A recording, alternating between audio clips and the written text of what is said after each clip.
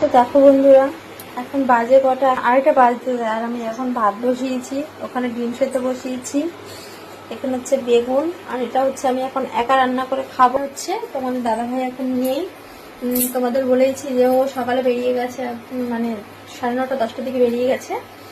তো আমি এখন একা খাবো রান্না করে, তাই ভাত বসিয়ে দিয়েছি, আর আমার গ্যাসটা শেষ হয়ে যাচ্ছে, ওই কারণে ভাতটা ওখানে বসিয়েছি, ইন্ডাকশনের ওখানে বসিয়েছি। এখন এই বেগুনটা খাবো। আর তোমাদের দাদা ভাই বেগুন দিয়ে, মানে বেগুনও একদম পছন্দ করে না, ঝোল খাওয়াটা, মানে ভাজাটা একটু খায়, মানে পছন্দই করে না।